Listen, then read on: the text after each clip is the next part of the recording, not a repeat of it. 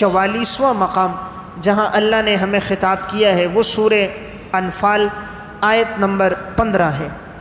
اس میں اللہ رب العزت فرماتے ہیں یا ایھا الذین آمنوا، اے ایمان والو، اذا لقیتم الذین کفروا زحفا، جب کافروں کے ساتھ تمہاری مٹھ بھیڑ ہو، جنگ ہو، فلا تولوہم الادبار، تو تم پیٹھ پھیر کر مت بھاگو، ومن یولہم یومئذ دبرہ، تم میں سے جو شخص دشمن کے مقابلے میں پیٹھ پھیر کر بھاگے گا تو اس کے لیے آگے سزا بیان ہو رہی ہے، فقد باء بغضب من اللہ ومأواہ جہنم، یقیناً وہ لوٹے گا اللہ کے غصے کے ساتھ کہ اللہ اس سے ناراض ہوگا، اس کا ٹھکانہ جہنم ہوگا، وبئس المصیر، اور یہ بہت برا ٹھکانہ ہے۔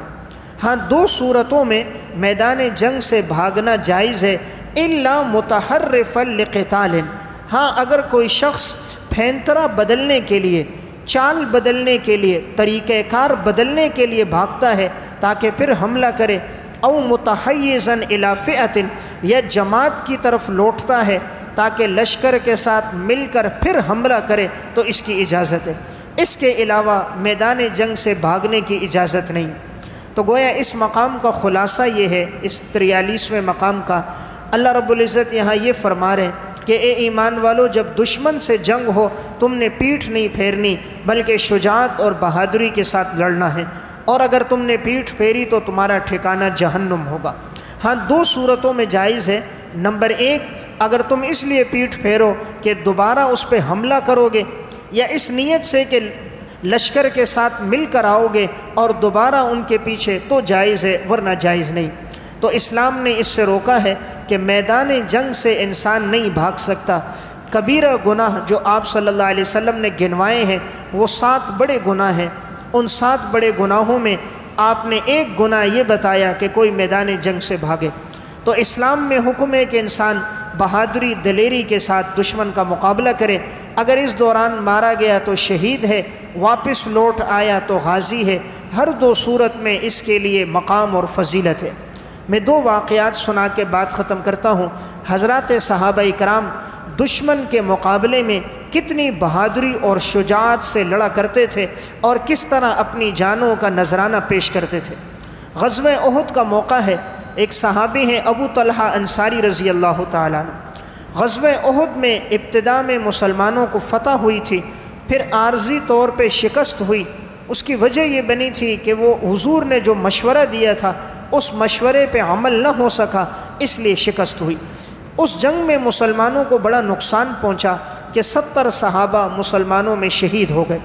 یہی وہ جنگ ہے کہ آپ صلی اللہ علیہ وسلم کے 2 دندان مبارک اس میں شہید ہوئے، خود کی کڑیاں آپ کے رخسار میں لگیں، آپ کے رخسار بھی زخمی ہو گئے۔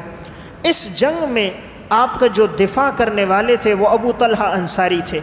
ابو طلحہ انصاری حضور کے سامنے کھڑے تھے، کہا یا رسول اللہ آپ دائیں بائیں نہ ہو، کہیں دشمن کا کوئی تیر یا کوئی نیزہ آپ کی طرف نہ آ جائے۔ یہ صحابی اتنی بہادری سے دفاع کرتے تھے حضور کا، کہیں سے تیر آتا اپنا ہاتھ سامنے کر دیتے، تیر ہاتھوں پہ لگتا، کہیں نیزہ سامنے آتا خود سینہ آگے کر دیتے تھے، کہیں سے تلوار کی وار ہوتی آگے بڑھ جاتے۔ 82 زخم ان کو نیزے تلوار کے لگے ہیں، سارا جسم لہو لوہان ہو گیا تھا۔ آپ فرماتے تھے ابو طلحہ بس کرو، ہٹ جاؤ۔ فرماتے تھے یا رسول اللہ جب تک میری جان میں جان ہے آپ کی طرف کوئی دشمن آنکھ اٹھا کر نہیں دیکھے گا، آپ کو کوئی نقصان نہیں پہنچے گا۔ حضور کھڑا ہونا چاہتے، کہتے یا رسول اللہ بیٹھ جائیے، کہیں دشمن کا کوئی تیر آپ کو نہ لگ جائے۔ حضور کا اتنا دفاع کیا، ابو طلحہ نے اتنا دفاع کیا کہ ان کا سارا جسم لہو لوہان ہو گیا۔ تو یہ وہ لوگ تھے کہ جب دشمن کا مقابلہ ہوتا تھا پیٹھ نہیں پھیرتے تھے، زخمی ہو جاتے تھے، جان دے دیتے تھے، لیکن دفاع کرتے تھے۔ حضرت ابو دجانہ رضی اللہ تعالیٰ عنہ، مقابلہ ہوا، کافر جتنے تھے وہ سب ایک قلعے کے اندر چلے گئے اور قلعے کا دروازہ انہوں نے بند کر دیا۔ اب مسلمان باہر تھے، کفار قلعے میں تھے۔ وہ اتنا مضبوط قلعہ تھا کہ یہاں سے اگر تیر مارتے تو وہ دیوار میں لگتا، تیر واپس گر جاتا، اور وہ لوگ قلعے کے اوپر چڑھ کے اوپر سے مسلمانوں کو تیر مارتے، نیزے پھینکتے۔ اب مسلمان مارتے تو وہ نیزہ ان تک پہنچتا نہیں تھا، بہت سے صحابہ زخمی ہو گئے۔ حضرت ابو دجانہ رضی اللہ تعالیٰ عنہ نے فرمایا کہ میرے ذہن میں ایک تدبیر آتی ہے کہ تم کسی طرح مجھے اس قلعے کے اندر پھینکو تاکہ میں اندر جا کے دروازہ کھول دوں اور مسلمان اندر داخل ہو جائیں اور مقابلہ ہو جائے۔ لیکن قلعے کی دیواریں بہت اونچی تھی، جو قریب پہنچتا وہ اوپر سے تیر مارتے تو زخمی ہو جاتا۔ ابو دجانہ رضی اللہ تعالیٰ عنہ نے صحابہ سے کہا کہ تم ایک جھولا بناؤ اور کسی طرح مجھے ڈال کر زور سے دھکا دو۔ حضرت عمر رضی اللہ تعالیٰ عنہ نے منع بھی کیا، کہیں ایسا نہ ہو تم گرو، تمہارے جسم کی کوئی ہڈی ٹوٹ نہ جائے۔ فرمایا مجھے تکلیف ہوگی لیکن مسلمانوں اور اسلام کو تو فائدہ پہنچے گا۔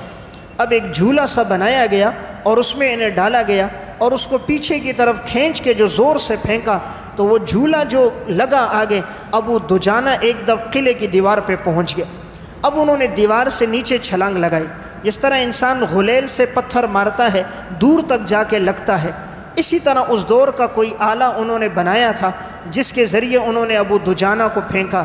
یہ صحابی کہتے ہیں میں اوپر پہنچا، دیوار بہت اونچی تھی، جیسے اوپر سے نیچے چھلانگ لگائی میں گرا، میری پنڈلی کی ہڈی ٹوٹ گئی۔ اب ایک دم دشمن سب آ گئے حملہ کرتے ہوئے، کہتے ہیں ایک میری ہڈی ٹوٹی تھی، ایک میرے پاس تلوار تھی، لیکن میں نے کہا شہید ہو جاؤں گا، قلعے کا دروازہ کھولوں گا۔ اب وہ سب حملہ کرتے رہے، سینکڑوں آدمی ہیں، یہ اکیلے ٹوٹی ہوئی ٹانگ کے ساتھ آگے بڑھتے رہے اور ہر ایک کے پیٹ میں تلوار کی نوک مارتے، ایک گرتا دوسرا آتا وہ گرتا۔ کہتے ہیں گھسٹتے گھسٹتے پہنچے اور قلعے کا دروازہ کھول دیا۔ بس دروازہ کھولنا تھا، صحابہ نے نعرہ تکبیر لگایا اور اندر داخل ہو گئے، اللہ نے مسلمانوں کو فتح دے دی۔ یہ وہ لوگ تھے دشمن کے مقابلے میں بڑی ثابت قدمی کے ساتھ لڑتے تھے، زخمی ہو گئے تھے، زخموں میں چور تھے، لیکن اللہ نے مسلمانوں کو فتح دی اور فتح کا ذریعہ یہی بنے ہیں۔ تو بہرحال اس آیت میں حکم یہ ہے کہ دین کے لیے اگر قربانی دینی پڑے، جس قسم کی بھی، انسان کو ہر قسم کی جانی مالی قربانی کے لیے تیار رہنا چاہیے۔ اسلام کی آبیاری کے لیے اور اسلام کے درخت کے بڑھنے کے لیے پانی کی ضرورت نہیں، خون کی ضرورت ہوتی ہے۔ حضرات صحابہ اور تابعین نے اپنے خون کے ذریعے اس باغ کو سینچا، تبھی یہ آج امت تک یہ دین اسلام پہنچا۔ تو اس آیت کا پیغام یہ ہے کہ دین پر ثابت قدمی سے عمل کرنا ہے اور اس کے لیے ہر قسم کی جو بھی پریشانی آئے اسے برداشت کرنا ہے۔